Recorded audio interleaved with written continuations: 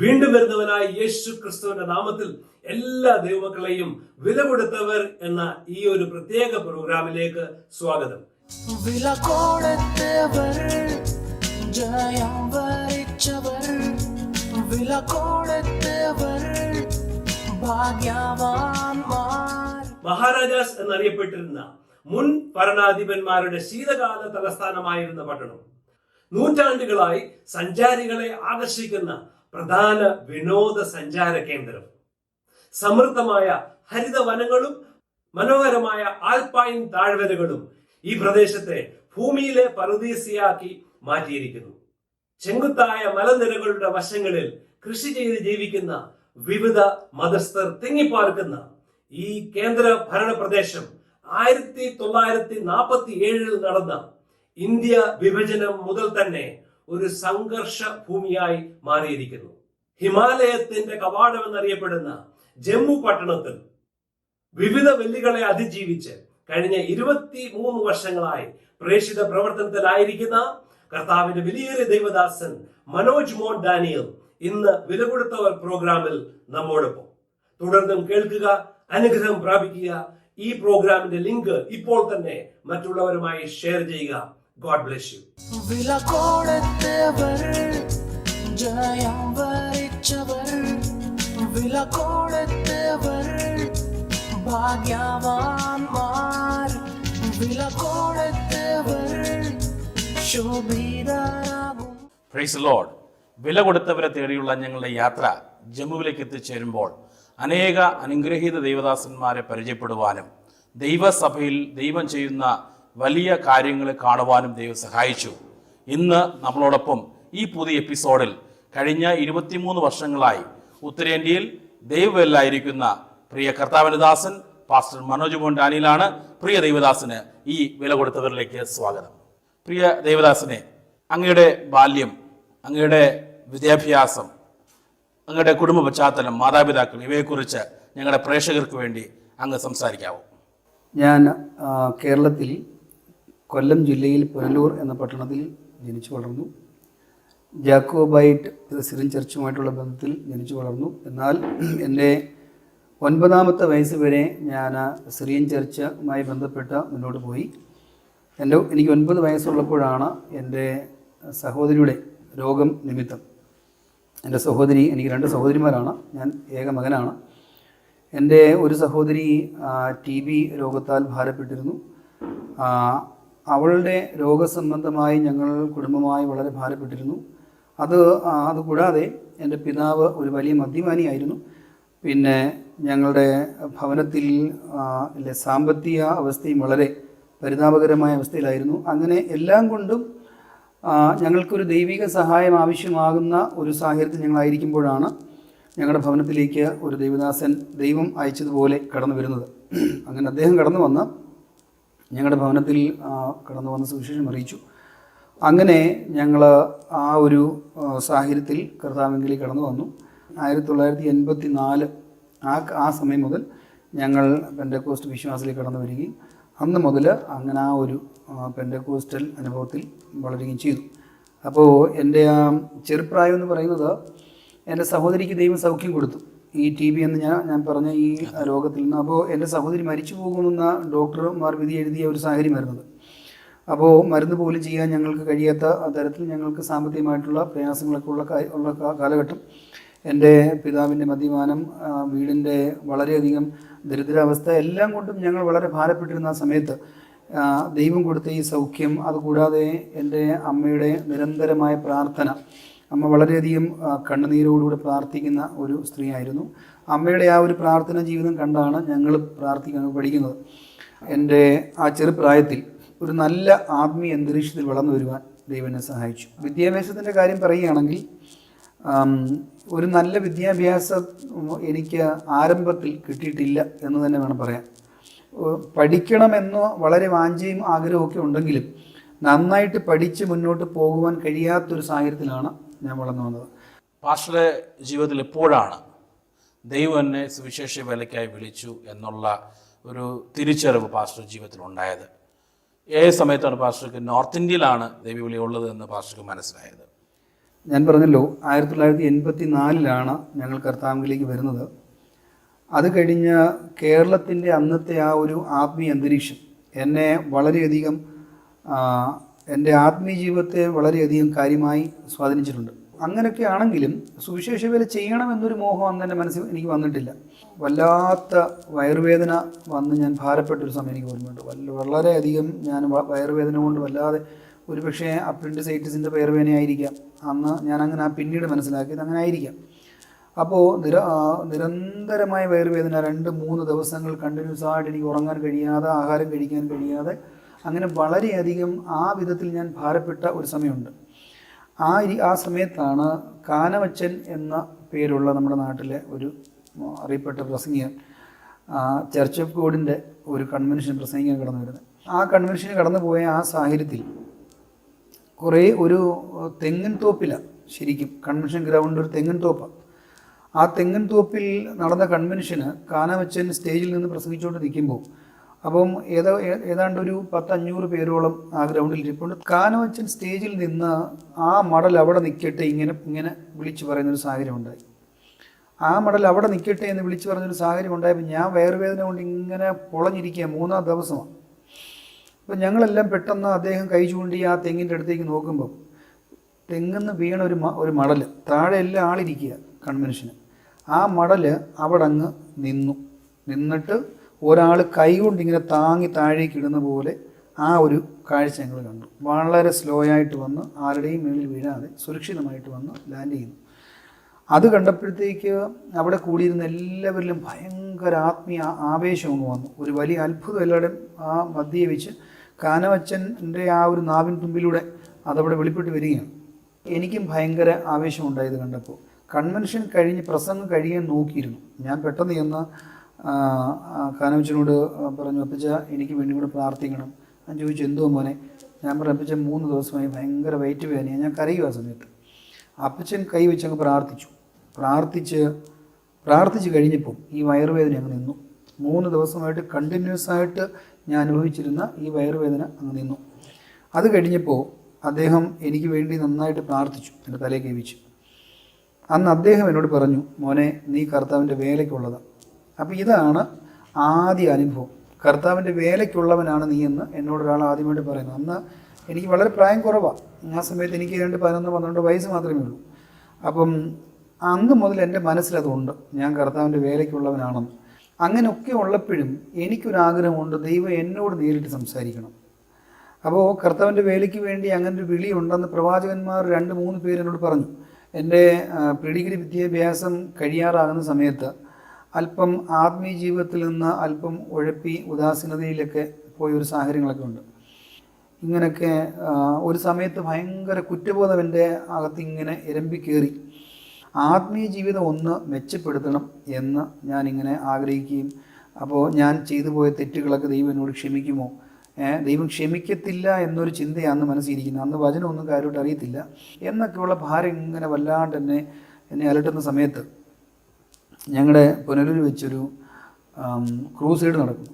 ആ ക്രൂസൈഡിൽ വയനാടുകാരനായിരുന്ന ഒരു ഷാജി വി ജോസ് എന്നൊരു ദൈവദാസൻ വളരെ യാദൃച്ഛികമായിട്ട് ഞാൻ ആ കൺവെൻഷൻ ഗ്രൗണ്ടിൽ വെച്ച്, ക്രൂസൈഡ് ഗ്രൗണ്ടിൽ വെച്ച് കണ്ടുമുട്ടി. അദ്ദേഹത്തെ അധിക ദിവസം കണ്ടിട്ടില്ല, കേവലം 2-3 ദിവസം അദ്ദേഹത്തെ കണ്ടത്. അദ്ദേഹവുമായിട്ട് ഒരു നല്ല ഫ്രണ്ട്ഷിപ്പിലേക്ക് വന്നു പെട്ടെന്ന്. അപ്പോൾ അദ്ദേഹത്തിന് എന്നിലൊരു വലിയ അട്രാക്ഷൻ തോന്നി. അങ്ങനെ അദ്ദേഹം എന്നെ വിളിച്ചു, എന്നെ പറ്റി അന്വേഷിച്ചു, കാര്യങ്ങളൊക്കെ സംസാരിച്ചു. അങ്ങനെ അദ്ദേഹവുമായിട്ടുള്ള ആ ഒരു ഫ്രണ്ട്ഷിപ്പിൽ എനിക്ക് ഒരു ബൈബിൾ കോളേജിലേക്ക് കടന്നുപോയി കുറച്ച് നാൾ ബൈബിളൊന്ന് പഠിക്കണം, എൻ്റെ ആത്മീയ ജീവിതത്തെ ഒന്ന് ഡെവലപ്പാക്കി എടുക്കണം എന്നൊക്കെയുള്ളൊരു ആഗ്രഹം ഞാൻ പ്രകടിപ്പിച്ചനുസരിച്ച് അദ്ദേഹമാണ് എന്നെ തെങ്കാശിയിലുള്ള GFAയുടെ 1 ഇയർ ട്രെയിനിങ് സെൻറ്ററിലേക്ക് റെക്കമെൻഡ് ചെയ്യുന്നതും എന്നെ അതിനുവേണ്ടി തിരുവല്ലയിലേക്ക് കൊണ്ടുപോകുന്നതും അതിനുള്ള എല്ലാ സൗകര്യങ്ങളും ചെയ്തിരുന്നതെല്ലാം അദ്ദേഹമാണ്. അപ്പോൾ അങ്ങനെ ഞാൻ ഇൻ്റർവ്യൂ കഴിഞ്ഞ് GFAയുടെ തിരുവല്ലയിലുള്ള ബൈബിൾ സെമിനാറിയിലേക്ക് എന്നെ അവിടുന്ന് തന്നെ റെക്കമെൻഡ് ചെയ്തു. അവിടെ പഠിച്ചുകൊണ്ടിരിക്കുന്ന സമയത്താണ് സുവിശേഷ വേലയ്ക്ക് വേണ്ടി പോകണമെന്ന് വ്യക്തിപരമായിട്ടൊരു ഭാരം ദൈവം എനിക്ക് തരുന്നത്. 2ാം വർഷം പഠിച്ചുകൊണ്ടിരിക്കുന്ന സമയത്ത് ഒറീസയിൽ നിന്ന് ഒരു ദൈവദാസൻ ഞങ്ങളുടെ സെമിനാറിലേക്ക് കടന്നു. അദ്ദേഹം കടന്നു വന്ന് ഇവിടെ ഒരു ചാപ്പൽ സർവീസിന് സംസാരിക്കുമ്പോൾ നോർത്ത് ഇന്ത്യയിൽ യേശുവിനെക്കുറിച്ച് കേട്ടിട്ടില്ലാത്ത കോടിക്കണക്കിന് ആൾക്കാരുണ്ട് എന്ന് അദ്ദേഹം വളരെ വ്യക്തമായി സംസാരിച്ചു. അപ്പോൾ അന്നാണ് ശരിക്കും ആ ഒരു വാക്ക് എന്നെ ടച്ച് ചെയ്യുന്നത്. അന്ന് ആ ഒരു ചാപ്പൽ സർവീസിൻ്റെ ആ ഒരു മെസ്സേജ് കഴിഞ്ഞിട്ട് അദ്ദേഹം ഒരു പാട്ട് പാടി. ആ പാട്ട് പാടുമ്പോൾ അദ്ദേഹം പറഞ്ഞത്, ഞാൻ ഈ പാട്ട് പാടുന്ന സമയത്ത് ചിലരെ ദൈവത്തിൻ്റെ ആത്മാവ് ടച്ച് ചെയ്യും. അങ്ങനെ ടച്ച് ചെയ്യുന്നവർക്ക് ഒരു കണ്ണുനീരും ഒരു ആവേശവും ഉണ്ടാകും. അവരെഴുന്നേറ്റ് നിൽക്കണം. അവരെഴുന്നേറ്റ് നിൽക്കുമ്പോൾ അവരെ ഞാൻ നോർത്ത് ഇന്ത്യക്ക് വേണ്ടി സമർപ്പിച്ച് പ്രാർത്ഥിക്കും എന്ന് അദ്ദേഹം പറഞ്ഞു. അങ്ങനെ ആ ഒരു മെസ്സേജ് കഴിഞ്ഞിട്ട് അദ്ദേഹം കോൻ ജായക കോൻ മേരേലിയെ എന്ന ആരെനിക്ക് വേണ്ടി പോകും, ഞാൻ ആരെ അയക്കേണ്ടുവെന്ന് യഹോവയായ ദൈവം യെശയ്യാ പ്രവചനത്തിൻ്റെ പുസ്തകത്തിൽ ചോദിച്ചിരിക്കുന്ന ആ ചോദ്യം അടങ്ങിയ ഒരു പാട്ട്. അന്ന് എനിക്ക് ഹിന്ദി അറിയത്തില്ല. അപ്പോൾ അദ്ദേഹം ആ പാട്ടൊന്ന് അവിടെ പാടുക. ഇത് പാടിക്കൊണ്ടിരിക്കുമ്പോൾ പലരും എഴുന്നേറ്റു. നോർത്ത് ഇന്ത്യക്ക് വേണ്ടി സംരംഭിച്ച് പലരും എഴുന്നേറ്റു. കണ്ണുനീരോടുകൂടി എഴുന്നേറ്റു. ഞാനും വളരെ കണ്ണുനീരോടുകൂടി എഴുന്നേറ്റ് നിന്നു. അങ്ങനെ എഴുന്നേറ്റ് നിന്ന് ഞാനറിയാതൊരു ആവേശം അകത്തേക്ക് കടന്നു വന്ന് നോർത്ത് ഇന്ത്യയിലേക്ക് കടന്നു പോയി കർത്താവിൻ്റെ വേല ചെയ്യണം. നോർത്ത് ഇന്ത്യ കടന്നു പോയി കർത്താവിൻ്റെ വേല ചെയ്യണം. കർത്താവിന് വേണ്ടി മരിക്കേണ്ടി വന്നാൽ മരിക്കണം. അതിനെന്ത് ത്യാഗവും സഹിക്കേണ്ടി വന്നാൽ സഹിക്കണം. ആ ഒരു ആവേശവും ആ ഒരു തീരുമാനവും എൻ്റെ അകത്തേക്ക് വന്നു. അങ്ങനെ ഞാനും എഴുന്നേറ്റ് നിന്ന് എൻ്റെ ജീവിതം സമർപ്പിച്ചു. ഇതാണ് നോർത്ത് ഇന്ത്യയിലേക്ക് വരാനുണ്ടായ ഒരു കർത്താവിൻ്റെ വേലയ്ക്ക് വേണ്ടി ജീവിതം സമർപ്പിക്കാനുണ്ടായ ഒരു സാഹചര്യം. അത് അങ്ങനെ വ്യക്തിപരമായ ഒരു കൺവിക്ഷൻ ഉണ്ടായി കർത്താവിൻ്റെ വേലയ്ക്ക് വേണ്ടി പോകാൻ. അത് നോർത്ത് ഇന്ത്യയിലേക്ക് തന്നെ പോകണമെന്ന് ഉണ്ടായി. അങ്ങനെയാണ് ഞാൻ നോർത്ത് ഇന്ത്യയിലേക്കുള്ള കർത്താവിൻ്റെ വേലയ്ക്ക് വേണ്ടി വരുവാൻ തീരുമാനിക്കുന്നത്. പാസ്റ്റർ എത്രാമത്തെ വയസ്സിലാണ് നോർത്ത് ഇന്ത്യയിലേക്ക് വരാൻ തീരുമാനമെടുത്തത്? ആ തീരുമാനം എടുത്ത സമയത്ത് ആരെങ്കിലും പാസ്റ്ററെ നിരുത്സാഹപ്പെടുത്തിയിരുന്നോ? അല്ലെങ്കിൽ ആരെങ്കിലും പാസ്റ്ററെ പ്രോത്സാഹിപ്പിച്ചോ പോകണമെന്ന രീതിയിൽ? എന്തായിരുന്നു പാസ്റ്റർ അനുഭവം? ഞാൻ ബൈബിൾ കോളേജിലേക്ക് പോകുമ്പോൾ എനിക്ക് 16.5 വയസ്സേ ഉള്ളൂ. അപ്പോൾ ഞാൻ 2ാം വർഷം പഠിക്കുന്ന സമയത്ത് എനിക്ക് 17.5 വയസ്സും കഴിഞ്ഞ് 18 വയസ്സാകുന്ന സമയമാണ്. ആ 18 വയസ്സാകുന്ന സമയത്താണ് ഞാൻ കർത്താവിൻ്റെ വേല നോർത്ത് ഇന്ത്യയിൽ ചെയ്യുവാൻ തീരുമാനിക്കുന്നതും നോർത്ത് ഇന്ത്യയിലേക്ക് കടന്നു പോകാൻ തീരുമാനിക്കുന്നതൊക്കെ. അപ്പോൾ ഡൽഹിയിൽ കുറേ വർഷങ്ങൾ ജോലി ചെയ്തിരുന്ന ഒരാളാണ് എൻ്റെ പിതാവ്. അപ്പോൾ നോർത്ത് ഇന്ത്യയെക്കുറിച്ചൊരു കുറച്ച് ഐഡിയയൊക്കെ എൻ്റെ പിതാവിനുണ്ട്. എന്താണ് നോർത്ത് ഇന്ത്യ കേരളത്തോടുള്ള ബന്ധത്തിൽ. ഇത് കൂടാതെ ബോംബെയിലും മറ്റ് പല സ്ഥലങ്ങളിലും ജോലി ചെയ്തിരുന്നവർ മടങ്ങി വന്ന് കേരളത്തിൽ ജോലി ചെയ്യുന്ന ആൾക്കാർ പലരുമുണ്ട്. അപ്പോൾ അവരൊക്കെ ഞങ്ങളുടെ ഫാമിലി സർക്കിളിൽപ്പെട്ട ആൾക്കാരാണ്. അവരൊക്കെ എന്നെ നിരുത്സാഹപ്പെടുത്തി. എന്നിട്ട് അവർ പറഞ്ഞത്, തലയ്ക്ക് സ്ഥിരതയുള്ളവരാരും നോർത്ത് ഇന്ത്യയിൽ പോവുകയല്ല. 2, അതും സുവിശേഷ വേലയ്ക്ക്, ഒരു ജോലിക്ക് പോകുന്നത് പോലല്ല, സുവിശേഷ വേലയ്ക്ക്. അപ്പോൾ ആ കാലം എന്ന് പറയുമ്പോൾ പാസ്റ്റർ മനസ്സിലാക്കണം, അന്ന് സിസ്റ്റമാറ്റിക്കായിട്ട് ഒരു സംഘടനയും വർക്കേഴ്സിനെ ഇൻ്റർവ്യൂ ചെയ്തെടുക്കുകയോ സിസ്റ്റമാറ്റിക്കലി മന്ത്ലി സപ്പോർട്ട് കൊടുക്കുകയോ റിപ്പോർട്ട് മേടിക്കുകയോ ഒന്നും ചെയ്യുന്നൊരു കാലഘട്ടമല്ലത്. ആ കാലഘട്ടം എന്ന് പറഞ്ഞു കഴിഞ്ഞാൽ വിശ്വാസത്താൽ പോവുക, ദൈവം തരുന്ന ആഹാരം കഴിക്കുക, കിട്ടുന്ന സ്ഥലത്ത് കിടക്കുക, അല്ലാതെ ആ സമയത്ത് ആരുമില്ല, ടേക്ക് കെയർ ചെയ്യാൻ ആരുമില്ല. അപ്പോൾ എല്ലാവരും നിരുത്സാഹപ്പെടുത്തുക മാത്രമാണ് അന്ന് ചെയ്യുന്നത്. അപ്പോൾ നിരുത്സാഹം മാത്രമേ എനിക്ക് കിട്ടിയിട്ടുള്ളൂ. ഇത് കൂടാതെ ഞാൻ നോർത്ത് ഇന്ത്യയിലേക്ക് കടന്നു പോകുന്നു എന്ന് കേട്ട ഉടൻ തന്നെ ഞാൻ വീട്ടിലെ ഒറ്റ മോനാണ്, ഞാൻ പറഞ്ഞല്ലോ. എൻ്റെ മാതാവിനും പിതാവിനും അതൊരു സന്തോഷകരമായ വാർത്തയായിരുന്നില്ല. ഉടൻ തന്നെ എൻ്റെ ചർച്ചിലെ പാസ്റ്ററോട് ഈ കാര്യം സംസാരിച്ചപ്പോൾ എൻ്റെ ചർച്ചിലെ പാസ്റ്റർ അദ്ദേഹത്തിൻ്റെ അന്നത്തെ സ്വാധീനം വെച്ച് OMൽ ഒരു വർക്ക് ചെയ്യാനുള്ള സംവിധാനം, അപ്പോൾ കേരളത്തിന് പുറത്ത് അവന് വർക്ക് ചെയ്യാനുള്ള ആഗ്രഹം കൊണ്ടായിരിക്കും, അവൻ്റെ ബാലിശ്യമായിരിക്കും എന്നൊക്കെ എൻ്റെ ആ തീരുമാനത്തെ അതൊരു ബാലിശ്യമായ ഒരു ചിന്തയായിട്ടാണ് അവർ കണക്കുക. ഞാൻ അനേക വർഷങ്ങൾ നോർത്ത് ഇന്ത്യ നിലകൊള്ളുമെന്നോ വർഷം വർക്ക് ചെയ്യുന്നൊന്നും അവർക്കോ എനിക്കോ ഒന്നും ഐഡിയ ഇല്ല. അപ്പോൾ 18 വയസ്സുള്ള ഒരു ചെറിയൊരു ചെറുക്കൻ്റെ ഒരു ബാലിശ്യമായ ഒരു ഭ്രാന്തമായ ഒരു ആവേശമാണ് എന്ന് അവർക്ക് തോന്നിയിട്ടുള്ളൂ. അപ്പോൾ കേരളത്തിന് പുറത്ത് പോയി കുറച്ചു കാലം വർക്ക് ചെയ്യാനാണെങ്കിൽ സിക്കന്ദരാബാദിലേക്ക് കടന്നു പോയി കുറച്ച് നാൾ OMൽ വർക്ക് ചെയ്യട്ടെ എന്ന് അവർ തമ്മിൽ ആലോചിച്ചു, എൻ്റെ വീട്ടുകാരും ഞങ്ങളുടെ പാസ്റ്ററും. അങ്ങനെ OM ത്രൂ അവിടെ പോയി വർക്ക് ചെയ്യാനുള്ള എല്ലാ സംവിധാനവും പാസ്റ്റർ എന്നോട് ചോദിക്കാതെ തന്നെ ചെയ്ത് എനിക്ക് കോൾ ലെറ്ററും വന്നു. അതിന് ഞാൻ മുതിരുന്നില്ല എന്ന് കണ്ടപ്പോൾ ഞങ്ങളുടെ church pastor hospital ministries India എന്ന് പറഞ്ഞുകൊണ്ട് വേറൊരു സംഘടനയുണ്ട്, HMI, അവരുടെ ചെങ്ങന്നൂരുള്ള ഓഫീസിൽ വർക്ക് ചെയ്യാൻ എനിക്ക് അവിടെ ഒരു സാഹചര്യം അദ്ദേഹം എനിക്ക് ഒരുക്കി തന്നു. അങ്ങനെ ചർച്ച് പാസ്റ്റർ ആകട്ടെ, സഭയിലുള്ളവരാകട്ടെ, വീട്ടിലുള്ളവരാകട്ടെ, ഫ്രണ്ട് സർക്കിളാകട്ടെ, ആരും തന്നെ എന്നെ പ്രോത്സാഹിപ്പിച്ചില്ല കർത്താവിൻ്റെ വേലയ്ക്ക് പോകാൻ. അപ്പോൾ അതുകൂടാതെ ഗ്രാജുവേഷൻ കഴിഞ്ഞ് ഇറങ്ങുന്ന സമയത്ത് എൻ്റെ വീട്ടിൽ എനിക്ക് വീട് വിട്ടിറങ്ങാൻ കഴിയാത്തൊരു വളരെ പ്രതികൂലകരമായ ഒരു സാഹചര്യം കടന്നു വന്നു. അപ്പോൾ ഒരു തരത്തിലും നോർത്ത് ഇന്ത്യയിലേക്ക് പോകാൻ കഴിയാത്ത സാഹചര്യം തന്നെയായിരുന്നു. പ്രോത്സാഹിപ്പിക്കാൻ എനിക്ക് ആരും ഉണ്ടായിരുന്നില്ല. പാസ്റ്ററെ എല്ലാവരും നിരുത്സാഹപ്പെടുത്തിയപ്പോഴും ദൈവീയ വിളിയെ പാസ്റ്റർ ശിരസാ വഹിച്ചുകൊണ്ട് പാസ്റ്റർ നോർത്ത് ഇന്ത്യയിലേക്ക് വരാൻ തീരുമാനിച്ച നാളുകളിൽ, അല്ലെങ്കിൽ പാസ്റ്റർ നോർത്ത് ഇന്ത്യയിൽ വന്ന ആ കാലഘട്ടം, ആ സമയത്ത് പാസ്റ്റർ എങ്ങനെയാണ് ഇവിടുത്തെ പുതിയ സാഹചര്യങ്ങളോട് പൊരുത്തപ്പെടാൻ തുടങ്ങിയത്? എങ്ങനെയായിരുന്നു പാസ്റ്റർ അനുഭവം? ഞാൻ നോർത്ത് ഇന്ത്യയിലേക്ക് സ്റ്റെപ്പ് വെച്ചത് തന്നെ വലിയൊരു ചലഞ്ചായിരുന്നു. ഞാൻ പറഞ്ഞല്ലോ, ഞാൻ ഒടുക്കം നോർത്ത് ഇന്ത്യയിലേക്ക് പോകണ്ട എന്ന് തീരുമാനിച്ച ദിവസങ്ങളുമുണ്ട്. ആ സമയത്താണ് ഗിസില യോഹന്നാൻ, ഡോക്ടർ KP യോഹന്നാൻ്റെ വൈഫ് ഗിസില യോഹന്നാൻ എഴുതിയ കൺസിഡർ യുവർ കോൾ എന്ന ബുക്ക് ഞാൻ വായിക്കുന്നത്. ആ ബുക്കാണ് ശരിക്കും നോർത്ത് ഇന്ത്യയിലേക്ക് പെട്ടെന്ന് തന്നെ സ്റ്റെപ്പ് വെക്കാൻ വീണ്ടും എന്നെ പ്രോത്സാഹിപ്പിക്കുന്നത്. അങ്ങനെ ഞാൻ 1997 മെയ് മാസം 6-ാം തീയതി നാട്ടിൽ നിന്ന് കയറി. അന്ന് ഗോരഖ്പൂരിലേക്കാണ് പോകുന്നത്. കൊച്ചിൻ ഗോരഖ്പൂർ എന്നൊരു റാപ്തി സാഗർ എന്നൊരു എക്സ്പ്രസ്, അതിൽ കയറി മെയ് മാസം 9-ാം തീയതി 1997 മെയ് മാസം 9-ാം തീയതി ഗോരഖ്പൂരിൽ വന്ന് ഇറങ്ങി. അവിടെ വന്ന് ഇറങ്ങുമ്പോൾ നോർത്ത് ഇന്ത്യയെക്കുറിച്ച് എനിക്കൊന്നും അറിയത്തില്ല. ഒന്നാമത്തെ കാര്യം, ഹിന്ദി കാര്യമായിട്ട് അറിയത്തില്ല. അപ്പോൾ നോർത്ത് ഇന്ത്യയിലേക്ക് പോകുന്നത് കൊണ്ട് ഒരു 5-6 ഹിന്ദി വാചകങ്ങൾ ഞാൻ പഠിച്ചിരുന്നു എൻ്റെ ഫ്രണ്ട്സിൽ നിന്ന്. ആപ്കാ നാം ക്യാ ഹേ, ആപ് കേസേ ഹേ, ഇങ്ങനെയൊക്കെ ഒരു 2-3 സെൻറ്റൻസ് ഞാൻ പഠിച്ചിരുന്നു. അതുകൂടാതെ എനിക്ക് കാര്യമായിട്ട് ഹിന്ദി മനസ്സിലാകത്തുമില്ല, അറിയത്തുമില്ല. അങ്ങനെ വരുമ്പോൾ നോർത്ത് ഇന്ത്യ വന്ന് ഇറങ്ങി ആ രാത്രിയിൽ തന്നെ നോർത്ത് ഇന്ത്യയുടെ ഒരു ടേസ്റ്റ് എനിക്ക് കിട്ടിയത് എങ്ങനെയെന്ന് വെച്ച് കഴിഞ്ഞാൽ, ഇത്രയും ഭയങ്കരൻ കൊതുക് ശല്യം. അപ്പോൾ അന്ന് രാത്രി ഉറങ്ങാൻ കഴിഞ്ഞില്ല. അത് കൂടാതെ മെയ് മാസമാണ്, നോർത്ത് ഇന്ത്യയിൽ ഭയങ്കര ചൂടുള്ള സമയമാണ്. അപ്പോൾ നോർത്ത് ഇന്ത്യയിൽ ഭയങ്കര ചൂടുള്ള സമയമായതുകൊണ്ട് ആ അസഹനീയമായ ചൂട്, ആ ചൂടിനോടുകൂടെ ഇത്രയും കൊതുക്, ഇത് കൂടാതെ ഫാനില്ലാതെ വെറും മൈതാനത്തിൽ മരത്തിൻ്റെ കീഴിൽ ഒരു ഷീറ്റ് വിരിച്ച് കിടന്നുറങ്ങാനുള്ള ഒരു സാഹചര്യം. ആരംഭ ദിവസങ്ങളിൽ കാലാവസ്ഥ, അതുപോലെ തന്നെ ഫുഡ്, ഒരു തരത്തിലും ഫുഡ് കഴിക്കാൻ പറ്റാത്ത തരത്തിൽ ആ ടേസ്റ്റോ അല്ലെങ്കിൽ ആഹാരത്തിൻ്റെ രീതിയോ ഒട്ടും പിടിക്കാത്ത സാഹചര്യം. അനേക ദിവസങ്ങൾ ആഹാരം കഴിക്കാതെ അല്ലെങ്കിൽ അല്പസ്വല്പം മാത്രം കഴിച്ച് ജസ്റ്റ് ഒന്ന് സർവൈവ് ചെയ്യാൻ മാത്രം, ജീവിച്ചിരിക്കാൻ വേണ്ടി മാത്രം ആഹാരം കഴിക്കണം. അപ്പോൾ കാരണം ഒരു ഫുഡും ഇഷ്ടമല്ല. പച്ചരിച്ചോറ് വെക്കുന്നത് ഇഷ്ടമല്ല, പരിപ്പ് കറി ഇഷ്ടമല്ല. അപ്പോൾ അങ്ങനെ പിന്നെ കിട്ടുന്ന ഇവിടെ കിട്ടുന്ന ഒരു സബ്ജി, ഒരു കറിയും, കാരണം തേങ്ങ അരച്ചുള്ള കറികളൊന്നുമില്ല, മീൻകറിയില്ല, നാട്ടിൽ കിട്ടുന്ന നമുക്ക് രുചികരമായി കിട്ടുന്ന ഒന്നും ഇവിടെ ഇല്ല. അങ്ങനെ വരുമ്പോൾ ആഹാരം കഴിപ്പെന്ന് പറയുന്നത് കേവലം ഒരു സർവൈവലിന് വേണ്ടി മാത്രമായി ഒതുങ്ങി. അങ്ങനെ ഞാൻ ശാരീരികമായി ഒരുപാട് ക്ഷീണിച്ചു.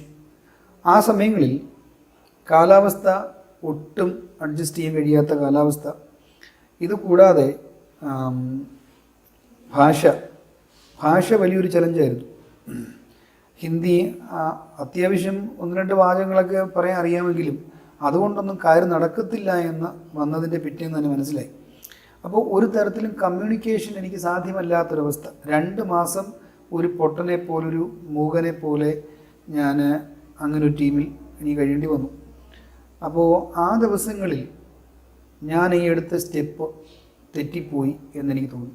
പിന്നീട് എപ്പോഴാണ് പാസ്റ്റർക്ക് ചിന്ത തോന്നിയത്, അല്ല എനിക്ക് നോർത്ത് ഇന്ത്യ തന്നെ തുടരണം, എനിക്ക് നോർത്ത് ഇന്ത്യയിൽ ദൈവവേല ചെയ്തെടുക്കാനുണ്ട് എന്നൊരു ചിന്ത അല്ലെങ്കിൽ ഉറപ്പ് എപ്പോഴാണ് പാസ്റ്റർ ജീവിതത്തിൽ വന്നത്? ആ ടീം വർക്ക് കഴിഞ്ഞിട്ട് ഞാൻ മടങ്ങി ക്യാമ്പസിലേക്ക് വരുമ്പോൾ, ഗോരഖ്പൂരിലേക്ക് മടങ്ങി ക്യാമ്പസിലേക്ക് വരുമ്പോൾ എൻ്റെ മനസ്സിൽ പെട്ടെന്നൊരു ചിന്ത വന്നു.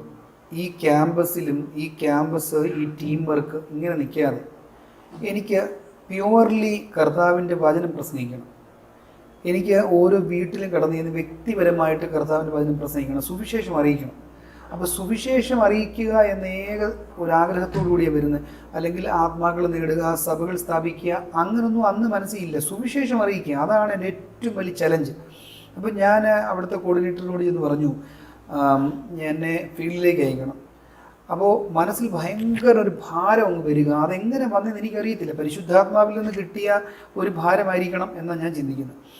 അങ്ങനെ കോർഡിനേറ്ററോട് പറഞ്ഞ് ആ ക്യാമ്പസിന് നിന്നൊരു 8 കിലോമീറ്റർ അകലെ മാറി ഒരു ഫീൽഡിലേക്ക് പോകാനുള്ളൊരു ത്വര അകത്ത് വന്നിട്ട് ഞാൻ അദ്ദേഹത്തിൻ്റെ പെർമിഷനോടുകൂടി ഒരു ഫീൽഡിലേക്ക് മാറുകയായിരുന്നു. ആ ഫീൽഡിലേക്ക് മാറി താമസം ആരംഭിച്ച ഫസ്റ്റ് ഡേ മുതൽ സുവിശേഷം പറയാൻ ആരംഭിച്ചു. അപ്പോൾ ട്രാക്ട്സ് ഉണ്ട് ഇഷ്ടം പോലെ. ട്രാക്ട് കൊടുക്കും, ഗോസ്പിൽ പാക്കറ്റ്സ് കൊടുക്കും. അങ്ങനെ കൊടുക്കുമ്പോൾ സുവിശേഷം പറയും.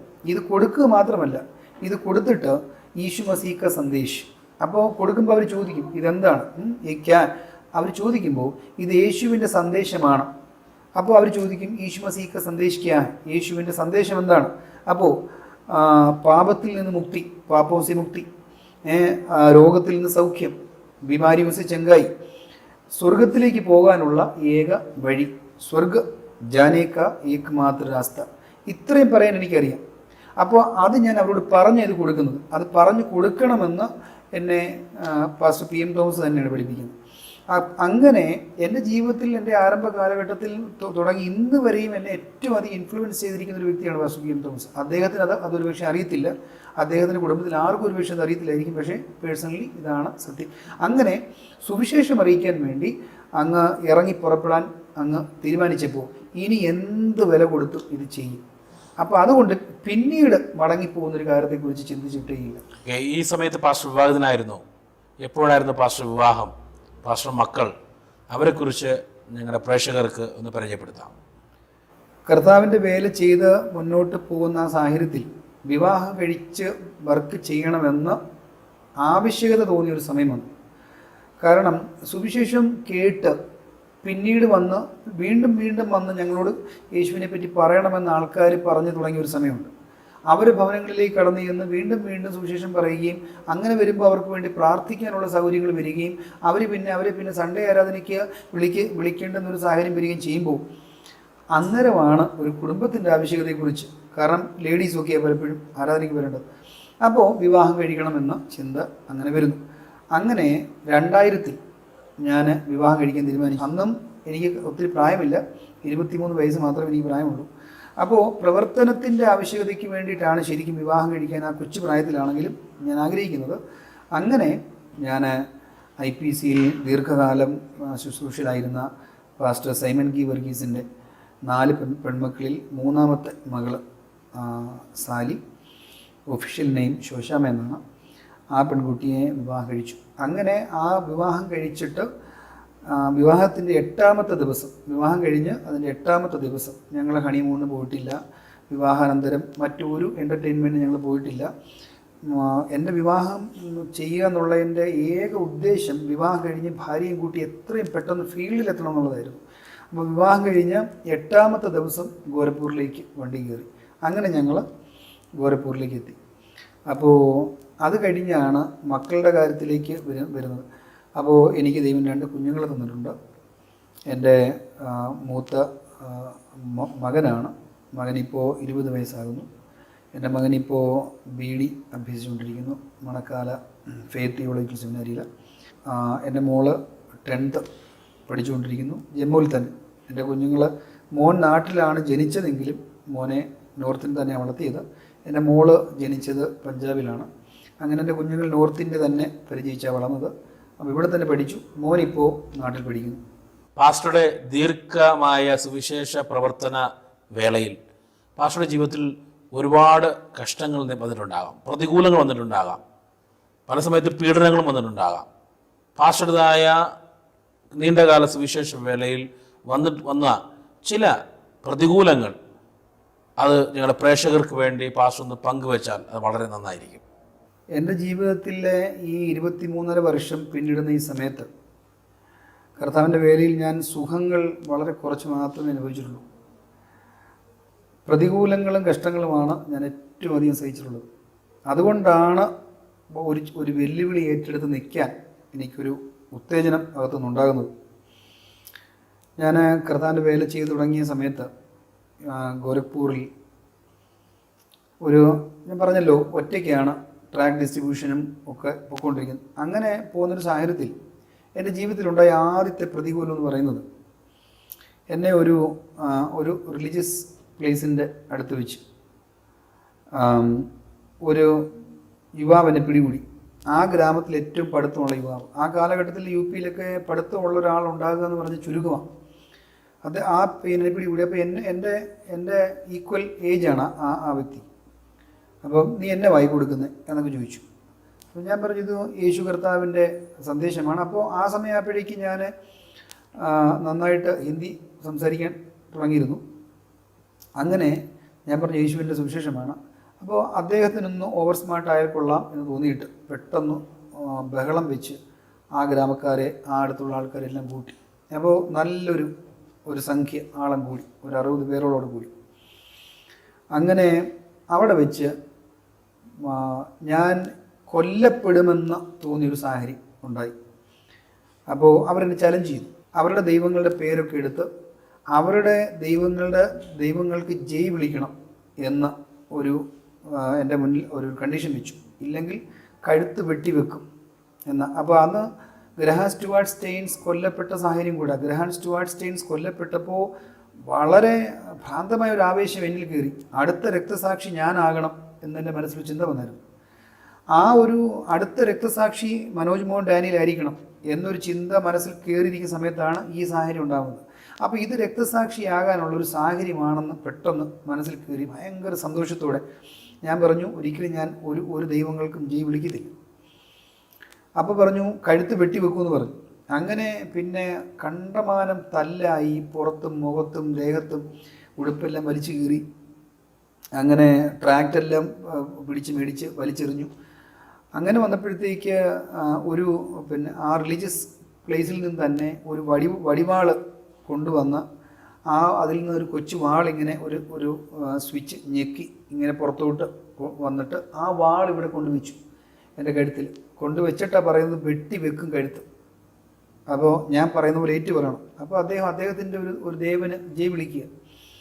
അപ്പോൾ ഞാൻ പെട്ടെന്ന് കണ്ണടച്ചിട്ട് ഞാൻ മനസ്സിൽ കരുതി എൻ്റെ കഴുത്തിൽ ഇപ്പോൾ വെട്ടിയിടും. അപ്പം ഞാൻ മരിക്കാൻ പോവുക. അപ്പം ഞാൻ കിടന്ന് പിടച്ച് മരിക്കുന്നതൊക്കെ പെട്ടെന്ന് എൻ്റെ മനസ്സിൽ ചിന്തയിൽ വരുന്നുണ്ട്. അപ്പോൾ ഓർത്തു ഈ മരിക്കുന്നതിന് തൊട്ട് മുൻപ് കർത്താവിൻ്റെ വചനം വിളിച്ച് പറഞ്ഞിട്ട് വേണം മരിക്കാൻ എന്ന് മനസ്സിൽ ചിന്തിച്ചിട്ട് ഞാനൊരു വാക്യം വളരെ ശക്തിയോടെ വിളിച്ച് പറഞ്ഞു. അത്രയും പേര് കൂടി നിൽക്കുകയാണ്. അപ്പോഴത്തേക്കും കണ്ടവൻ തല്ലുകൊണ്ടു കഴിഞ്ഞു. അപ്പോൾ ആകാശത്തിൻ്റെ കീഴിൽ മനുഷ്യരുടെ ഇടയിൽ രക്ഷിക്കപ്പെടുവാൻ യേശുവിൻ്റെ നാമമല്ലാതെ മറ്റൊരു നാമമില്ല. ഈ വാക്യം വളരെ ശക്തിയോടെ ഞാൻ വിളിച്ചു പറഞ്ഞു. അപ്പോൾ അത് പറഞ്ഞു കഴിയുമ്പോൾ എന്നെ ഇവർ വെട്ടിക്കൊല്ലും എന്നാണ് എൻ്റെ മനസ്സിൽ ചിന്തിയിരിക്കുന്നത്. പക്ഷേ എന്നെ മരിക്കാൻ ദൈവം അനുവദിച്ചില്ല. ആ സാഹചര്യത്തിൽ ദൈവം ഒരാളെ അവിടേക്ക് കൊണ്ടുവന്നു. വളരെ പ്രായമുള്ള ഒരു മനുഷ്യനെ. എല്ലാവരെയും അങ്ങോട്ടും ഇങ്ങോട്ടും പുള്ളിക്കാരൻ തന്നെ ഡിസ്പേഴ്സാക്കി എന്നെ തള്ളി ആ ഗ്രാമത്തിന് പുറത്ത് കൊണ്ടുവിട്ടു. അങ്ങനെ പബ്ലിക്കിൽ നിന്നുണ്ടായിട്ടുള്ള പ്രതികൂലങ്ങളും ഒപ്പോസിഷൻസും ഉപദ്രവങ്ങളും വളരെ അധികം പ്രാവശ്യം, യു പിയിൽ വെച്ച് പല പ്രാവശ്യം, അതുപോലെ ചണ്ഡീഗഡിൽ വെച്ച് പല പ്രാവശ്യം, സൗത്ത് പഞ്ചാബിൽ വെച്ച് 1-2 പ്രാവശ്യം, ജമ്മുവിൽ വെച്ച് ചില സമയങ്ങളിൽ ജമ്മുവിൽ വെച്ച് തല്ല് കൊള്ളുമെന്ന് തോന്നിയിട്ടുള്ള സാഹചര്യങ്ങൾ ഉണ്ടായിട്ടുണ്ട്. പക്ഷേ തല്ല് കൊണ്ടിട്ടില്ല. അപ്പോൾ അങ്ങനെ പബ്ലിക്കിൽ നിന്ന് ഒരുപാട് പ്രയാസങ്ങൾ ഉണ്ടായിട്ടുണ്ട്. ചണ്ഡീഗഡിൽ വെച്ച് തല്ലി കൊല്ലുമെന്ന് എന്നെ ചലഞ്ച് ചെയ്ത 12 പേരുണ്ട് ഒരുമിച്ച്. അപ്പോൾ ട്രാക്ക് ഡിസ്ട്രിബ്യൂഷൻ ചെയ്യുന്ന സമയത്ത് അവിടെയൊക്കെ വളരെ ധൈര്യത്തോടെ നിൽക്കാൻ ദൈവം ആ സമയത്ത് എപ്പോൾ ഒരു പ്രതികൂലം എഴുന്നേറ്റ് വന്നാലും വളരെയധികം ഒരു ആവേശം ഉള്ളിലേക്ക് കടന്നു വന്നിട്ട് ഇതാണ് രക്തസാക്ഷിയാകാനുള്ള ഒരു അവസരം എന്നൊരു ചിന്ത പെട്ടെന്ന് മനസ്സിൽ വരും. ഏതൊരു സമയത്ത് ഒരു പ്രതികൂലം വന്നാലും ഇതാണ് മനസ്സിലേക്ക് വരുന്നത്. അപ്പോൾ ഒപ്പോസിഷൻസിനെ അങ്ങനെ നേരിട്ടിട്ടുള്ളത് കൊണ്ട് പേടിക്കാതെ ഒപ്പോസിഷൻസിനെ നേരിട്ടു. ഇതുകൂടാതെ മറ്റൊരു പ്രതികൂലമായ സാഹചര്യം എനിക്കുണ്ടായെന്ന് പറയുന്നത് സാമ്പത്തികമായിട്ട് വളരെയധികം പ്രയാസങ്ങൾ സഹിച്ച ദീർഘവർഷങ്ങളുണ്ട്. നല്ല ആഹാരം കഴിക്കാനില്ലാതെ വിശപ്പ് സഹിച്ചിട്ടുള്ള ഒരുപാട് ദീർഘകാലങ്ങളുണ്ട്. എൻ്റെ കുഞ്ഞുങ്ങളുടെ വിശപ്പ് കണ്ടിട്ട് ഒരു 2 രൂപയ്ക്ക് ബ്രിട്ടാണി ബിസ്ക്കറ്റ് കിട്ടുന്ന കാലം ഉണ്ടായിരുന്നു. 2 രൂപയ്ക്ക് ബ്രിട്ടാണി ബിസ്ക്കറ്റ് കിട്ടുന്ന കൊച്ചു ബ്രിട്ടാണി പാക്കറ്റ്, അത് മേടിച്ചു കൊടുക്കാൻ പോലും കയ്യിലില്ലാഞ്ഞിട്ട് കുഞ്ഞുങ്ങൾ വന്ന് ചോദിക്കുമ്പോൾ മുറിക്കുള്ളിലേക്ക് അടുത്ത മുറിയിലേക്ക് കടന്നു പോയി ഒറ്റയ്ക്ക് ഭിത്തിയിലോട്ട് തല ചായച്ച് നിന്ന് കരഞ്ഞിട്ടുള്ള ഒരുപാട് നാളുകളുണ്ട് അങ്ങനെയൊക്കെ. പക്ഷേ എനിക്ക് അതൊന്നും ഒരു പ്രയാസമായിട്ട് തോന്നിയിട്ടില്ല.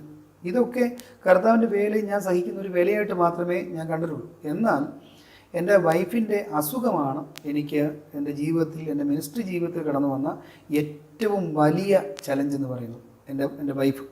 എൻ്റെ വൈഫിൻ്റെ രണ്ടാമത്തെ ഡെലിവറി പഞ്ചാബിൽ വെച്ച്, സൗത്ത് പഞ്ചാബിൽ വെച്ച്.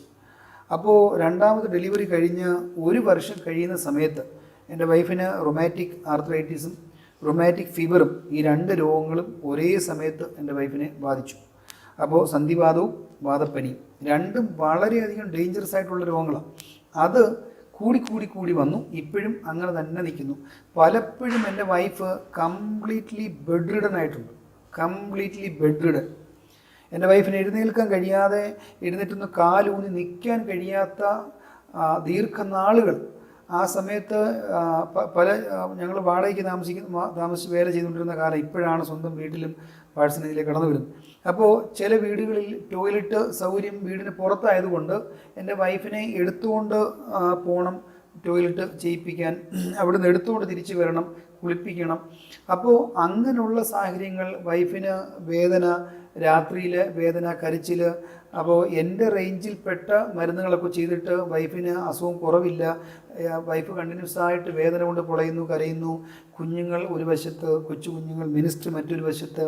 അപ്പോൾ പൈനീർ വർക്ക് എല്ലായിടത്തും, ഞാൻ 6 പൈനീർ വർക്ക് ചെയ്തത്. ഇതെൻ്റെ 6ാമത്തെ പൈനീർ വർക്കാണ് ജമ്മുവിൽ.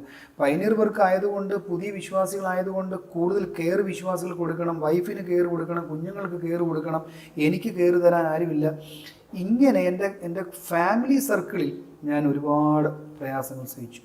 ഇതൊക്കെ സഹിക്കുമ്പോഴും, ഇതൊക്കെ സഹിച്ചാൽ, കഷ്ടമനുഭവിച്ചാൽ കൂടെ വാഴാം എന്ന് കർത്താവ് വചനത്തിൽ പറഞ്ഞിരിക്കുന്നത് മനസ്സിൽ ഉണ്ടായിരുന്നു. അപ്പോൾ ഇതൊക്കെ കർത്താവിൻ്റെ വേലയ്ക്ക് വേണ്ടി കൊടുക്കുന്ന വിലയാണ് എന്ന ഒരു ആശ്വാസം മനസ്സിലുള്ളതുകൊണ്ട് ഈ പ്രയാസങ്ങളെല്ലാം സഹിച്ചു. ഇതൊക്കെ സഹിക്കുമ്പോഴും വീട്ടിലൊന്നും അറിയിച്ചിട്ടില്ല. കഴിഞ്ഞ ചില നാളുകൾക്ക് മുൻപ് എൻ്റെ മോൻ ഒന്ന് വളർന്നു കഴിഞ്ഞപ്പോൾ എൻ്റെ മോനാണ് എൻ്റെ അമ്മയെ കാര്യങ്ങളൊക്കെ അറിയിക്കുന്നത്, ഞങ്ങളിങ്ങനെയൊക്കെയാണ് ജീവിച്ചു വന്നത് എന്ന്. എൻ്റെ അമ്മ ഇതൊക്കെ അറിഞ്ഞപ്പോൾ ഇരുന്ന് മണിക്കൂർ കണക്കിന് പൊട്ടിക്കരഞ്ഞ അനുഭവങ്ങളുണ്ട്. ഞങ്ങളുടെ ഏക മകൻ ഇതൊന്നും ഞങ്ങളെ അറിയിക്കാതെ ഇതൊക്കെ സഹിച്ചല്ലോ എന്നോർത്ത്. അപ്പോൾ ഞാൻ ആരെയും അറിയിച്ചിട്ടില്ല, എന്നാൽ ഹൃദയം തകർന്ന് കരയുന്ന ഒരുപാട് അനുഭവങ്ങൾ ഉണ്ടായിട്ടുണ്ട് ഇങ്ങനെ. അപ്പോൾ അതെല്ലാം കർത്താവിൻ്റെ രാജ്യത്തിന് വേണ്ടി കൊടുക്കുന്ന വിലയാണ് എന്ന് മനസ്സിലാക്കിയിട്ടുള്ളതുകൊണ്ട് എല്ലാം വളരെ ആവശ്യത്തോടെ സഹിച്ചു. ഒരു ചെറിയ ബ്രേക്കിന് ശേഷം അനുഭവങ്ങൾ തുടരുന്നു.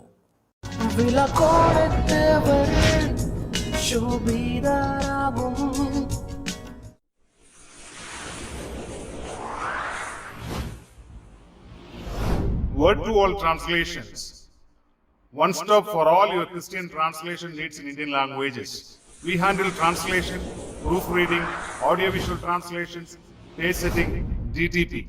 Contact us www.wordtoall.com.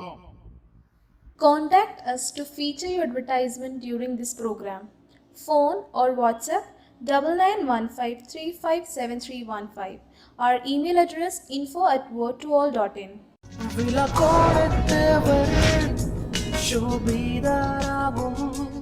അതെ, നോർത്ത് ഇന്ത്യയിൽ ആയിരക്കണക്കിന് സുവിശേഷകർ വിവിധ തരത്തിലുള്ള പ്രതികൂലങ്ങൾ അനുഭവിക്കുന്നു. അവർ മറ്റാരോടും പറയുന്നില്ല. ഈയൊരു സമയത്ത്, പ്രശ്നങ്ങളുടെ സമയത്ത്, പാസ്റ്റർ ഒന്ന് സുവിശേഷ പ്രവർത്തി തിരിഞ്ഞു നോക്കിക്കഴിഞ്ഞാൽ, പാസ്റ്റർ ഉപദ്രവമേറ്റ സ്ഥലങ്ങളിൽ അല്ലെങ്കിൽ പാസ്റ്റർ വേദന അനുഭവിച്ച സമയങ്ങളിൽ ദൈവവേലയിൽ എങ്ങനെയായിരുന്നു ദൈവം പ്രവർത്തിച്ചത്, ദൈവം എന്തൊക്കെ രീതിയിലാണ് അത്ഭുതങ്ങൾ ചെയ്ത് കർത്താവിൻ്റെ പേരിൽ പാസ്റ്റർ ഉറപ്പിച്ച് നിർത്തിയത്. ഈ വേദനയുടെ സമയങ്ങളിലും പ്രത്യേകിച്ച് കർത്തദാസിയുടെ രോഗാവസ്ഥയിൽ അല്ലെങ്കിൽ പാസ്റ്റർ അടിയേറ്റ സമയങ്ങളിൽ എങ്ങനെയായിരുന്നു ദൈവം ഉറപ്പിച്ച് നിർത്തിയത്? ഞാൻ എൻ്റെ ജീവിതത്തിൽ കാണുന്ന ഒന്നാമത്തെ വലിയ അത്ഭുതം എന്ന് പറയുന്നത്, എൻ്റെ വിവാഹം കഴിയുന്ന സമയത്ത് ആദ്യം ഉണ്ടാകുന്ന ഒരു വേദന എന്ന് പറയുന്നത്, ചുരുക്കം ചില മാസങ്ങൾക്കുള്ളിൽ തന്നെ ഞങ്ങൾ തിരിച്ചറിഞ്ഞത് എൻ്റെ വൈഫ് ഒരിക്കലും അമ്മയാകത്തില്ല, എൻ്റെ വൈഫിന് ഒരിക്കലും പ്രഗ്നൻ്റ് ആകാൻ കഴിയത്തില്ല. അപ്പോൾ അത് ഒരു ഡോക്ടറെ അടുത്ത് കൊണ്ടുപോയി പരിശോധിക്കുന്നു. അവർ ചില കാര്യങ്ങളൊക്കെ ഞങ്ങൾ അറിയിക്കുന്നു. അതിൽ വിശ്വാസം തോന്നാത്തത് കൊണ്ട് രണ്ടാമത് അല്പം കൂടെ വലിയൊരു ഹോസ്പിറ്റലിലേക്ക് കൊണ്ടുപോയി അവിടെ പരിശോധിപ്പിക്കുന്നു. അവിടെയും സെയിം റിസൾട്ട്. ഒടുക്കം മൂന്നാമത് ഒരു വലിയ ഹോസ്പിറ്റലിലേക്ക് കൊണ്ടുപോകുന്നു. ആ ഹോസ്പിറ്റലിൻ്റെ പേര് ദീപ്തി ചതുർവേദി മെറ്റേണിറ്റി ഹോം എന്നാണ്. Chaturvedi maternity home. അതിലെ ഡോക്ടറുടെ പേരാണ് ഡോക്ടർ ദീപ്തി ചതുർവേദി. അവർ മെഷീൻ ടെസ്റ്റും ഒക്കെ ചെയ്ത് ഞങ്ങൾക്ക് എൻ്റെ പ്രോപ്പർ റിപ്പോർട്ട് ഉണ്ടാക്കി തന്നു. എൻ്റെ വൈഫിൻ്റെ 2 ട്യൂബിലും ഫാലോപ്പിൻ ട്യൂബ്സിലും സിസ്റ്റ് വളർന്ന് അടഞ്ഞിരിക്കുകയാണ്. അവളുടെ യൂട്രസ് ചെറുതാണ്. അതുകൊണ്ട് ഒരിക്കലും എൻ്റെ വൈഫിന് അമ്മയാകാൻ കഴിയത്തില്ല. അപ്പോൾ അങ്ങനെ വന്നതുകൊണ്ട് ഞങ്ങൾ വളരെ ഭാരപ്പെട്ടു. അതിൽ പ്ലാസ്റ്റിക് സർജറി ചെയ്ത് അങ്ങനെ പ്ലാസ്റ്റിക് ട്യൂബ് ഇട്ട് ട്രൈ ചെയ്യണം എന്നൊക്കെയാണ് അന്ന് ഡോക്ടർ തന്ന ഉപദേശം. എന്നാൽ ഞങ്ങളുടെ സാമ്പത്തിക വ്യവസ്ഥ ഞങ്ങളെ അതിന് അനുവദിക്കാത്തത് കൊണ്ട് ഞങ്ങൾ ദൈവത്തിൻ്റെ ഹിതത്തിന് വേണ്ടി അത് ഏൽപ്പിച്ചു കൊടുക്കുകയും പ്രാർത്ഥിക്കുകയും ചെയ്തു. അപ്പോൾ 3-ാമത്തെ ദിവസം എൻ്റെ വൈഫ് കണ്ടിന്യൂസ് ആയിട്ട് കരയുന്ന ദിവസങ്ങളാണ്. ഏക മകൻ്റെ ഭാര്യയാണ്. എൻ്റെ വീടിനെ കുറിച്ച് ചിന്തിക്കുക. അപ്പോൾ കുഞ്ഞുങ്ങളുണ്ടായില്ലെങ്കിൽ എന്താ എല്ലാവരും ചിന്തിക്കാൻ പോകുന്നത് എന്നൊക്കെ. അപ്പോൾ ഞാനിങ്ങനെ രൂത്തിൻ്റെ പുസ്തകം വായിച്ചുകൊണ്ടിരിക്കുമ്പോൾ അതിൽ ഒരു വാക്യം എന്നെ ക്ലിക്ക് ചെയ്തു. അപ്പോൾ അത് ക്ലിക്ക് ചെയ്ത് കഴിഞ്ഞപ്പോൾ ഞാൻ എൻ്റെ വൈഫിനോട് പറഞ്ഞു, ദൈവം നമുക്ക് മക്കളെ തരും. ഞാൻ ആ വാക്യം എടുത്ത് കാണിച്ചു, നമുക്ക് പ്രാർത്ഥിക്കാം. അപ്പോൾ അതുവരെ പ്രാർത്ഥിച്ച് അത്ഭുതങ്ങൾ കണ്ട ഒരു അനുഭവം ഇല്ല. കാര്യമായിട്ട് സുവിശേഷം അറിയിക്കുക എന്നൊറ്റ ഒരു ചലഞ്ച് മാത്രമേ ഉള്ളൂ. അപ്പം പ്രാർത്ഥിക്കാൻ തീരുമാനിച്ചു. ഞങ്ങൾ തുടർച്ചയായിട്ട് ഉപവാസവും പ്രാർത്ഥന ആരംഭിച്ചു. ആ പ്രാർത്ഥനയുടെ ഫലമായിട്ട് 33-ാമത്തെ ദിവസമായി ഞങ്ങൾക്ക് മറുപടി കിട്ടി. ആ ഫസ്റ്റ് ടെസ്റ്റിൽ പോസിറ്റീവായി. അതാണ് എൻ്റെ മകൻ ഷോൺ. അപ്പോൾ അതിനുശേഷം പിന്നീട് അറിയുന്ന മറ്റൊരു കാര്യം, എൻ്റെ വൈഫിൻ്റെ ഈ നെഞ്ചിൻ്റെ ലെഫ്റ്റ് ഭാഗത്ത് ഒരു വലിയൊരു മുഴ, കയ്യിൽ നന്നായിട്ട് നമുക്ക് സെൻസ് ചെയ്യാൻ കഴിയാവുന്നൊരു മുഴ. ആ മുഴ ഞങ്ങൾ കണ്ടെത്തി. അതിനെപ്പറ്റി കുറേ ഭാരപ്പെട്ടു. അതിനുവേണ്ടി ഇതുപോലെ കണ്ടിന്യൂസ് ആയിട്ട് പ്രാർത്ഥിച്ചു. അതങ്ങ് അപ്രത്യക്ഷമായി. ഇപ്പോൾ വൈഫിൻ്റെ ജീവിതത്തിൽ, ഞങ്ങളുടെ കുടുംബജീവിതത്തിൽ ദൈവം 2 വലിയ അത്ഭുതങ്ങൾ ചെയ്തു.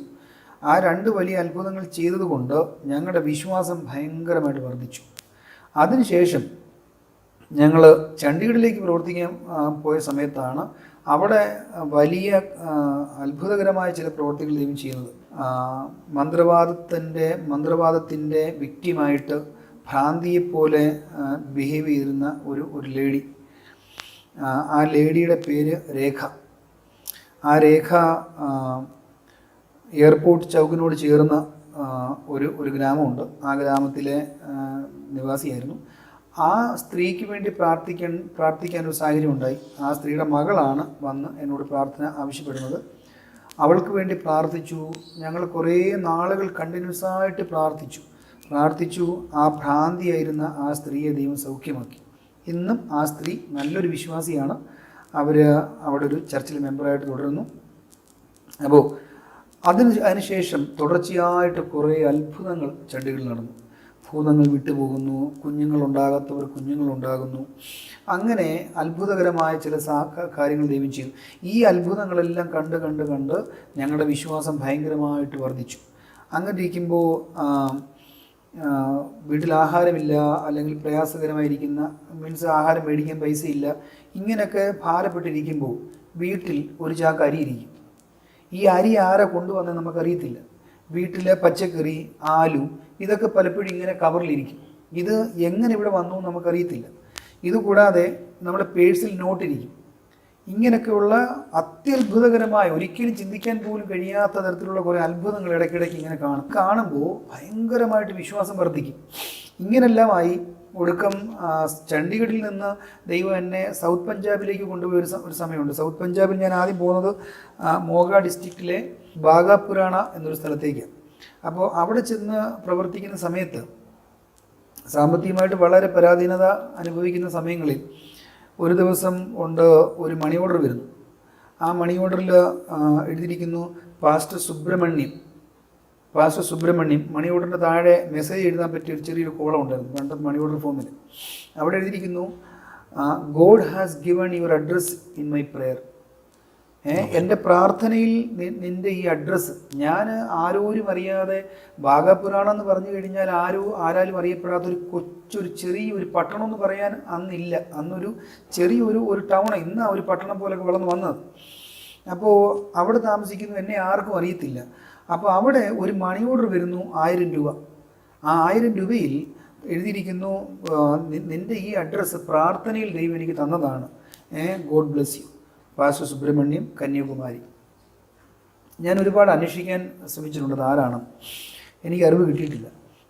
ഞാൻ മോഗയിൽ പ്രവർത്തിക്കുന്ന കാലത്ത് പല അത്ഭുതങ്ങൾ നടന്നെങ്കിലും എന്നെ ഏറ്റവും അധികം ബലപ്പെടുത്തിയ ഒരു അത്ഭുതം എന്ന് പറയുന്നത്, ഞങ്ങൾ വിശ്വാസത്തിലേക്ക് കൊണ്ടുവന്ന് വിശ്വാസം വളർത്തിയെടുത്ത ഒരു സിമർജിത്ത് കൗർ കുടുംബമുണ്ട്. സിമർജിത്ത് കൗർ സിഖ് ഫാമിലി.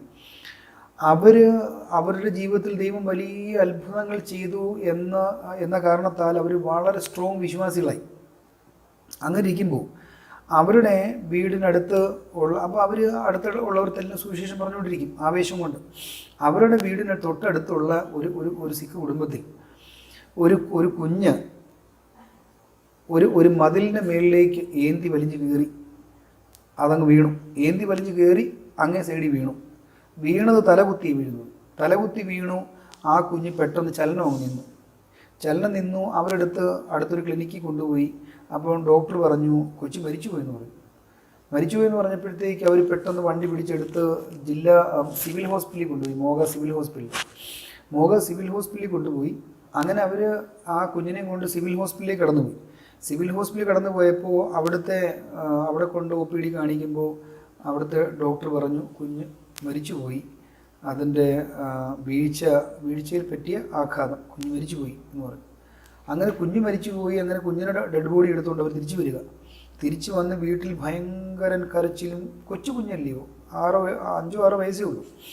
ആ ഭയങ്കര കരച്ചിലെല്ലാം കേട്ടുകൊണ്ട് ഞങ്ങളുടെ ഈ വിശ്വാസികൾ അവിടെ ചെന്നു. എന്താ സംഭവം? അവർ മാർക്കറ്റിൽ പോയിരിക്കുകയായിരുന്നു.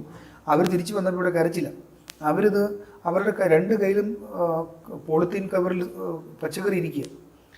അപ്പോൾ ഇതറിഞ്ഞുകൊണ്ട് അവർ ആ പച്ചക്കറി താത്ത് വെക്കാൻ മറന്നുപോയിട്ട് ഈ കുടുംബത്തെ വിളിച്ചുകൊണ്ട് അവരെൻ്റെ വീട്ടിൽ വരിക. അപ്പോൾ ഞാനും ബസാറിൽ പോയിട്ട് തിരിച്ചിങ്ങോട്ട് വരുമ്പോൾ എൻ്റെ വീടിന് മുൻപിൽ ഗേറ്റിന് മുൻപിൽ വലിയൊരു ആൾക്കൂട്ടം. അപ്പോൾ എൻ്റെ ഈ 2 വിശ്വാസികൾ അമ്മയും മോളെ ഞാൻ കാണുന്നുണ്ട്. അവർ 2 കയ്യിലും പച്ചക്കറി കവറുണ്ട്.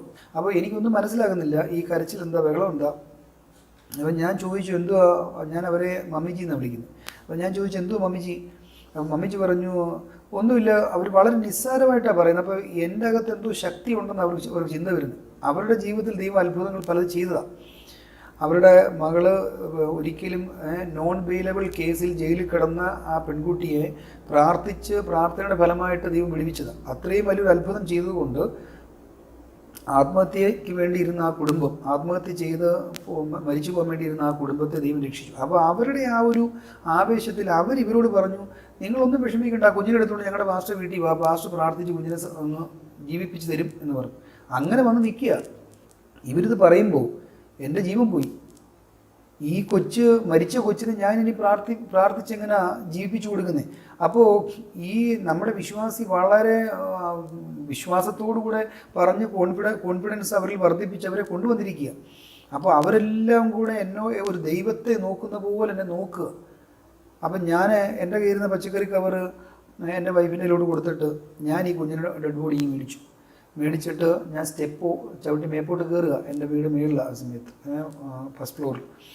ആ സ്റ്റെപ്പ് ചവിട്ടി മേപ്പോട്ട് കയറുമ്പം ഞാൻ ചിന്തിക്കുക, കർത്താവ് ഇന്ന് ഈ കുഞ്ഞ് ജീവിച്ചില്ലെങ്കിൽ എൻ്റെ മിനിസ്ട്രി ഇതോടെ തീരും, ഇനി എന്നെ ആരും വിശ്വസിക്കത്തില്ല. ഈ കുഞ്ഞിനെ എങ്ങനെ ജീവിക്കുക? ഇത് മരിച്ചു കുഞ്ഞിൻ്റെ ബോഡിക്ക് ആ സമയത്തും ചൂടുണ്ട്. മരിച്ചതേ ഉള്ളൂ, 1 മണിക്കൂർ പോലും ആയിട്ടില്ല. അപ്പോൾ തണുത്തിട്ടില്ല ബോഡി. കൊണ്ടുപോയി ഞങ്ങളുടെ ആരാധന നടത്തുന്നവർ ഒരു മുറി ഉണ്ടായിരുന്നു. ആ മുറി എപ്പോഴും വിരിച്ചിട്ടിരിക്കുക. അവിടോട്ട് കൊണ്ട് ഞാൻ ചെന്നിരുന്ന് ഈ മരിച്ച കുഞ്ഞിൻ്റെ ബോഡി എടുത്ത് കയ്യിലോട്ട് വെച്ച് പ്രാർത്ഥന തുടങ്ങി.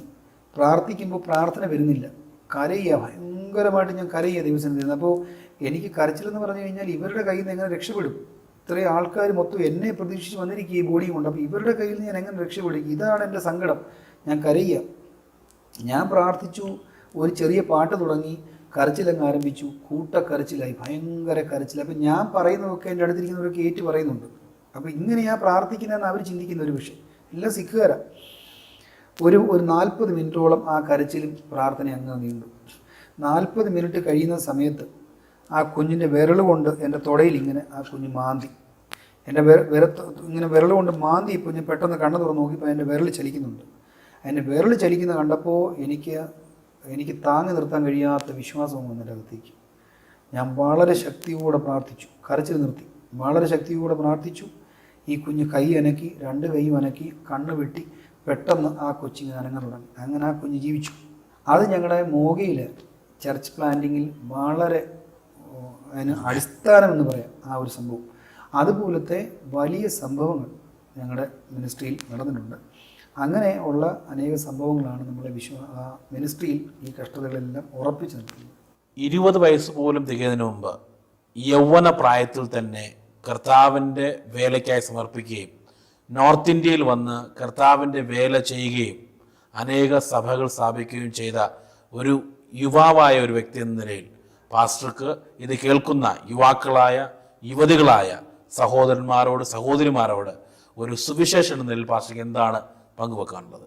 കർത്താവിൻ്റെ പേരിലേക്ക് കടന്നു വരുന്ന, അല്ല ഇനിയും വരുവാൻ ആഗ്രഹിക്കുന്ന, അല്ലെങ്കിൽ ഓൾറെഡി കടന്നു വന്നിരിക്കുന്ന യുവക്കന്മാരായ പ്രിയപ്പെട്ടവരോട് എനിക്ക് പറയുവാനുള്ളത്, നാം നമ്മുടെ മനസ്സിൻ്റെ ആഗ്രഹങ്ങളെല്ലാം സഫലീകരിച്ചുകൊണ്ട് കർത്താവിൻ്റെ വേല ചെയ്യുക എന്നുള്ളത് ഒരിക്കലും സാധ്യമായ കാര്യമല്ല.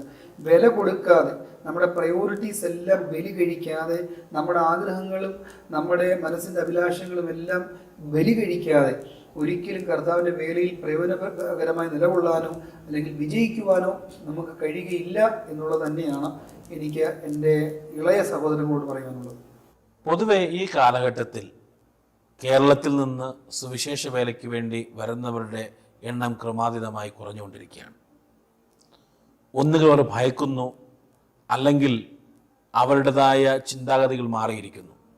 പക്ഷേ ഇന്നും നോർത്ത് ഇന്ത്യയിൽ അനേക ഗ്രാമങ്ങൾ, ജമ്മു പോലുള്ള, കാശ്മീർ പോലുള്ള അനേക സ്ഥലങ്ങളിൽ ആയിരക്കണക്കിന് മിഷണറിമാർ വരേണ്ടത് ആവശ്യമാണ്.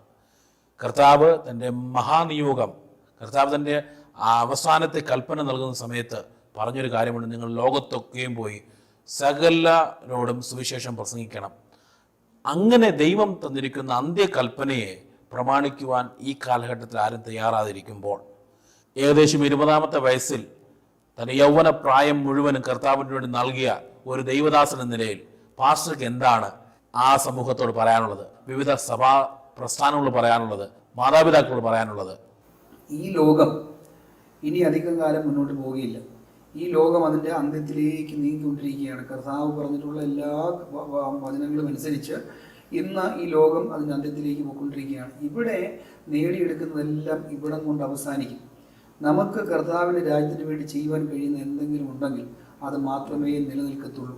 ആയതുകൊണ്ട് ഇവിടെ നേടിയെടുക്കുന്ന ആ ഒരു സയൻറ്റിസ്റ്റ് എന്ന പോസ്റ്റ്, ഇവിടെ നേടിയെടുക്കുന്ന എഞ്ചിനീയർ എന്നൊരു പോസ്റ്റ്, ഇവിടെ നേടിയെടുക്കുന്ന വലിയ സാമ്പത്തിക നേട്ടങ്ങളും നന്മകളും ഇതെല്ലാം ഇവിടെ ഉപേക്ഷിച്ചിട്ട് പോകേണ്ടി വരും. എന്നാൽ നിത്യ കൂടാരങ്ങളിലേക്ക് ചേർത്ത് കൊള്ളുവാൻ തക്കവണ്ണം കുറേ ആത്മാക്കളെ, സ്നേഹിതരെ നമുക്ക് നേടുവാൻ കഴിഞ്ഞാൽ നിത്യകാലം സ്വർഗത്തിൽ നമുക്ക് ആദരവുണ്ടാകും. അപ്പോൾ ആദരവുണ്ടാകും എന്ന കാരണം കൊണ്ട് ഇത് ചെയ്യണം എന്നുള്ളതല്ല.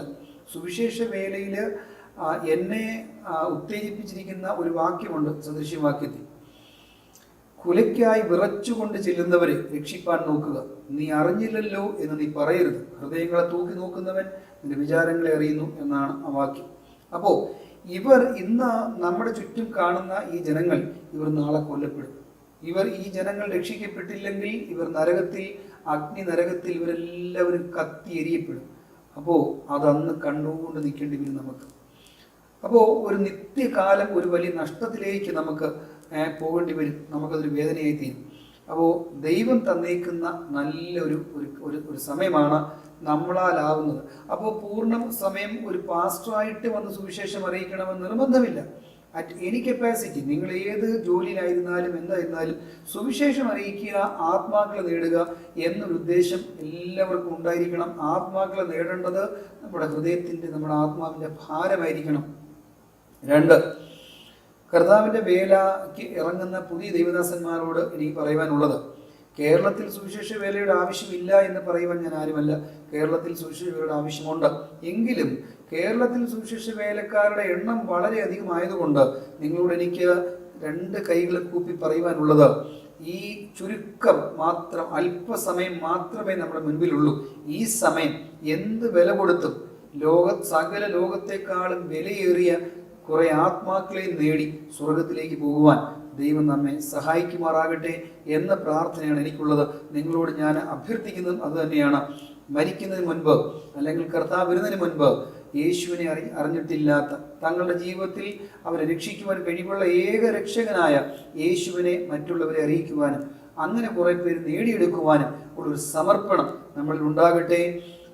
അങ്ങനെ സുവിശേഷം ആവശ്യമുള്ളിടത്ത് സുവിശേഷം എത്തിക്കുവാനുള്ള ഒരു വാഞ്ച, ഒരു വ്യഗ്രത നിങ്ങളിൽ ഉണ്ടാകട്ടെ എന്ന് ആത്മാർത്ഥമായി പ്രാർത്ഥിക്കുകയും നിങ്ങളെ അഭ്യർത്ഥിക്കുകയും ചെയ്യും. പ്രിയ ദേവദാസൻ പാസ്റ്റർ മനോജ് മോഹൻ ഡാനിയലിൻ്റെ അനുഭവങ്ങൾ നിങ്ങൾ കേട്ട് കഴിഞ്ഞു. നിങ്ങളുള്ള ആഹ്വാനം നിങ്ങൾ കേട്ട് കഴിഞ്ഞു. ഇനി ചിന്തിക്കേണ്ടത് നിങ്ങളാണ്. ജമ്മു കാശ്മീരിൻ്റെ പല ഗ്രാമങ്ങൾ, പ്രത്യേകിച്ച് കാശ്മീർ, ലേ, ലഡാക്ക് എന്നീ സ്ഥലങ്ങളിൽ വിശ്വാസികളുടെ എണ്ണം തുലവും വിരളമാണ്. അവരെ രക്ഷിക്കുവാൻ, അവരിലേക്ക് സന്ദേശമെത്തുവാൻ ആർ പോകും? എന്നെ കേൾക്കുന്ന നിങ്ങൾ ആർക്ക് ഈ ഒരു വെല്ലുവിളി ഏറ്റെടുക്കാനാകും? നിങ്ങൾ ആർക്കെങ്കിലും ഈ സ്ഥലങ്ങളിൽ പോയി നശിച്ചുകൊണ്ടിരിക്കുന്ന ജനതയോട് സുവിശേഷം പറഞ്ഞ് അവരെ ജീവന്റെ പുസ്തകത്തിൽ പേര് കാണുവാൻ തക്കവണ്ണം അവരെ യോഗ്യരാക്കുവാൻ കഴിയുമോ? അഥവാ നിങ്ങൾക്ക് പൂർണ്ണ സമയം വന്ന് സുവിശേഷ വേല ചെയ്യുവാൻ കഴിയുന്നില്ലെങ്കിൽ നിങ്ങളുടെ വെക്കേഷൻ സമയങ്ങളിൽ നിങ്ങൾക്ക് ഇവിടെ കടന്നു വരാം. ജമ്മുവിൻ്റെ, കാശ്മീരിൻ്റെ അവർ ഓരോ ഭാഗങ്ങളിലും പോയി പ്രവർത്തിക്കാം. നിങ്ങൾക്ക് അതും കഴിയുന്നില്ലെങ്കിൽ ഈ വേലകളെ ഓർത്ത് പ്രാർത്ഥിക്കുകയോ ഇവിടെ കഷ്ടപ്പെടുന്ന കർത്താവിന് വേണ്ടി വേദന സഹിക്കുന്ന ദൈവദാസന്മാരെ സാമ്പത്തികമായി സഹായിക്കുകയോ ചെയ്യാം. ദൈവം നിങ്ങളെ ധാരാളമായി അനുഗ്രഹിക്കട്ടെ. നമ്മളോടൊപ്പം ഇന്ന് ഈ അഭിമുഖ സംഭാഷണത്തിൽ പങ്കെടുത്ത പ്രിയ കർത്താവദാസൻ മനോജ് മോഹൻ ഡാനിയലിനോർത്ത് പ്രാർത്ഥിക്കുക. രോഗാവസ്ഥയിലായിരിക്കുന്ന അദ്ദേഹത്തിന്റെ സഹധർമ്മിണിയെയും പ്രാർത്ഥനയിൽ ഓർക്കുക. ദൈവം അദ്ദേഹം നൽകിയിരിക്കുന്ന സഭയും പ്രാർത്ഥനയിൽ ഓർക്കുക. അതോടൊപ്പം തന്നെ നിങ്ങളാൽ കഴിയുന്ന കൈത്താങ്ങൽ കൊടുക്കുവാനുള്ള അവസരങ്ങൾ നിങ്ങളുടെ മുമ്പിലുണ്ട്. ദൈവം നിങ്ങളെ ധാരാളമായി അനുഗ്രഹിക്കുമാറാകട്ടെ. ഇതുവരെയും ഞങ്ങളോടൊപ്പം വിലയേറിയ സമയം ചെലവഴിച്ച പ്രിയ ദേവദാസന് വേർഡ് ടു വോൾ ടിവിയുടെ പേരിലും ലൈഫ് ബ്രിഡ്ജ് മിനിസ്ട്രീസിന്റെ പേരിലുമുള്ള അകമഴിഞ്ഞ നന്ദിയെ പ്രകാശിപ്പിക്കുന്നു. ദൈവം അനുഗ്രഹിക്കട്ടെ. ഈ ദേവദാസന്റെ അനുഭവം നിങ്ങൾക്കൊരു പ്രചോദനമായെങ്കിൽ നിങ്ങൾക്ക് ഈ വീഡിയോ ലൈക്ക് ചെയ്യാം, ഷെയർ ചെയ്യാം. മറ്റുള്ളവർക്കും അനുഗ്രഹമാകേണ്ടതിന് മറ്റുള്ളവർക്ക് ഇത് എത്തിക്കാം. മറ്റൊരു അനുഗ്രഹീത ദൈവദാസനുമായി അടുത്ത എപ്പിസോഡിൽ നമുക്ക് കണ്ടുമുട്ടാം. ദൈവം എല്ലാവരെയും അനുഗ്രഹിക്കുമാറാകട്ടെ.